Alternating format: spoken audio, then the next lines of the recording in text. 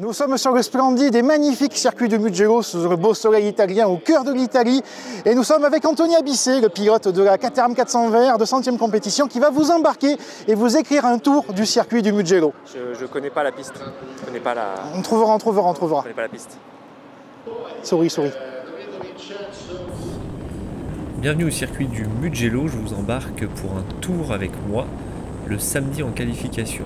Donc le dernier virage du circuit qui conditionne toute la ligne droite devant les stands, sur laquelle l'aspiration est encore une fois hyper importante en Caterham. On le voit très bien ici. Au niveau du frein, sans aspiration, on est aux alentours de 205-206 km/h et avec plutôt 215-216. Gros freinage au virage de San Donato. Deux solutions, ou la 2 à la corde, ou en 3 en élargissant un petit peu. On essaie de rester un maximum à droite pour la chicane de Lucco. Là, on voit que je vais pas mal sur le vibreur. Sortir en 3e vitesse. Le bac à gravier est proche. On essaie de s'en éloigner. La deuxième chicane de Materassi qui va passer en 3e également. Beaucoup sur le vibreur également. Sortie avec le bac à gravier qu'il faut éviter également. On peut aller un petit peu sur le vert. Ensuite, on a la descente de Casanova qui passe pour moi en 3 ou en 4. Ça dépend un petit peu comment on arrive. Et là, on va attaquer les deux virages d'Arrabbiata où j'ai décidé de descendre la 4 et ensuite remonter la 5. On peut essayer aussi de passer tout en 4. Ça permet de garder un peu plus de tour moteur.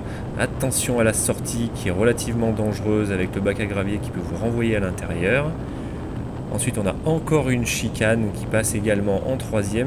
Bien rester à l'intérieur ici pour conditionner le virage de sortie qui ramène sur une petite ligne droite en descente. Et ensuite, on a un grand virage à droite en dévers qui va passer en 3e sur lequel il y a très peu de grippe. Où là, je vais essayer de rester un petit peu à l'intérieur également pour arriver un peu plus lancé sur la chicane qui passe à fond, 4e puis 5e. Et le petit bout de ligne droite qui ramène au dernier virage du circuit où là on va descendre jusqu'en 3e vitesse, essayer de garder un maximum de motricité et de vitesse dans le virage pour arriver le plus lancé possible dans la ligne droite. Et voilà, on est reparti à fond. Et après on est en pole position, c'est ça? Et après on est en pole position, mais là c'est pas du tout mon cas. Mais au moins on a eu le temps de voir les virages. Voilà. Merci Anthony. Merci à vous.